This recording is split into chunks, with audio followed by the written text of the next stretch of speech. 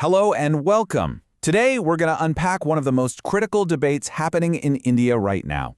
And it's a debate that's really built on two powerful and often competing ideas of what fairness actually means. We're talking about formal and substantive equality. You've definitely seen the headlines, right? You've got political leaders promising to crank up reservations to 85%. You've got the Supreme Court asking if the most well-off folks in disadvantaged communities should even get these benefits anymore. And at the very heart of all this noise is one fundamental question. How do we actually achieve true equality? So to really get to the bottom of this, we need to go back to basics. We have to understand the two core philosophies of fairness that are basically pulling this whole debate in opposite directions. Okay, let's get into it. So here's our roadmap. We'll start with those two visions of equality, then see how they're baked into the Indian Constitution. After that, we'll look at reservation in practice, tackle the big debates happening today, and finally, explore a possible way forward. All right, first up, let's define our terms. What are we really talking about when we use the word equality? Well, it turns out there are two very different answers to that question.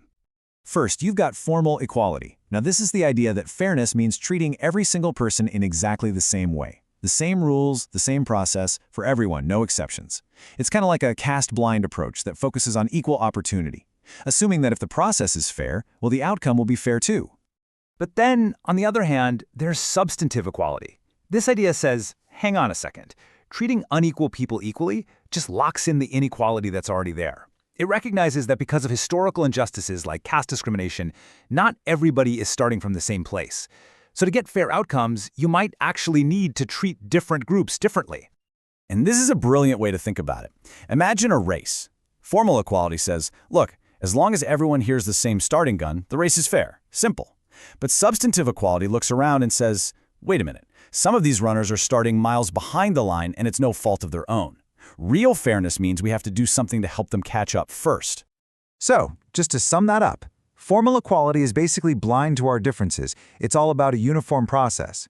Substantive equality is conscious of our differences, and it focuses on getting fair results, even if that means using special measures. One is about starting the race together, the other is about finishing it together. So with these two big ideas in our heads, what did India's founders do? How did they tackle this? Well, let's see how they actually built both of these ideas right into the fabric of the Indian Constitution. The real genius is right here, in Article 14. It actually has both ideas in it. Equality before the law, that's pure formal equality. Everyone is the same in the eyes of the law, period. But then you have this phrase, equal protection of the laws. And that is the doorway to substantive equality. It lets the state treat different groups differently as long as it's for a fair and just reason. And we see this exact same double act in Article 15. The first part formally bans discrimination. But then, later clauses specifically give the state the power to make special provisions for socially and educationally backward classes. You see? It's a constitutional balancing act. And it's the same story for government jobs in Article 16. It guarantees equal opportunity for all. That's the formal bit. But then it explicitly allows for job reservations to make sure that underrepresented communities actually get a seat at the table. So, the big takeaway here is that the Constitution itself doesn't pick a side. It embraces both visions of equality. Okay, so we've seen the constitutional theory. Now let's look at how this all plays out in the real world, through the policy we all know as reservation. So in practice, this is what substantive equality looks like in numbers. At the central level, you've got specific quotas set aside. 15% for scheduled castes, 7.5% for scheduled tribes, and that big 27% chunk for other backward classes. When you add in the 10% for economically weaker sections, you get a really clear picture of a policy that's actively trying to fix historical imbalances. But there is a limit. This number, 50%, has become one of the most controversial figures in Indian law and politics. Why? Because it's the ceiling on total reservations, a line drawn in the sand by the Supreme Court. So where did this cap come from? It came from the huge, landmark Indra Sawhney case back in 1992. The Supreme Court called it a rule of caution. The whole idea was to strike a balance, right? Between providing reservations for social justice on one hand and making sure the government runs efficiently on the other, while still leaving enough room for the unreserved category. And that very same case gave us another really important idea, the creamy layer. Now, this was only for the OBC category. It basically says that the more well-off members of these backward classes should be excluded from reservation, to make sure that benefits actually get to the people who need them most within those communities. And all of this brings us right up to the present day, to the really fierce and unresolved debates where the very boundaries of this policy are being pushed and pulled from all sides. So on one side, you have this huge political push to just shatter that 50% barrier. The main argument is that this cap was just made up by judges, it's not actually in the Constitution.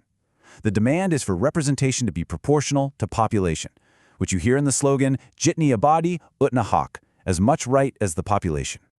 At the exact same time, there's another debate raging. Should we apply that creamy layer idea to scheduled castes and tribes?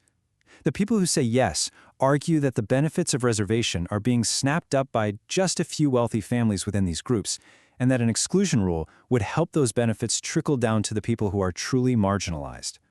But there is some very strong opposition to this. Opponents argue that reservation for SCs and STs was never just about money.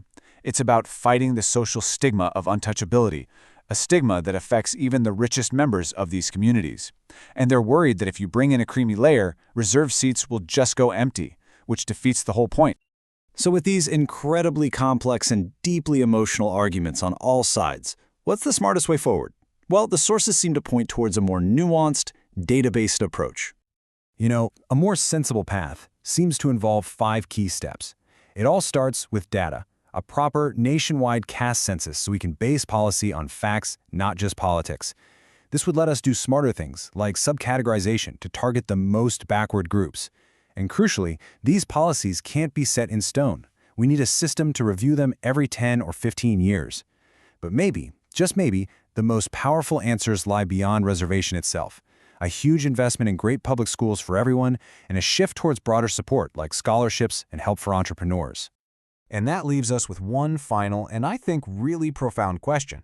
It forces us to think about the end game. Is the whole point of these special measures, the whole purpose of substantive equality, to one day build a society that is so just, so fair, and so genuinely equal that we don't even need them anymore? That's the thought I'll leave you with. Thank you for watching.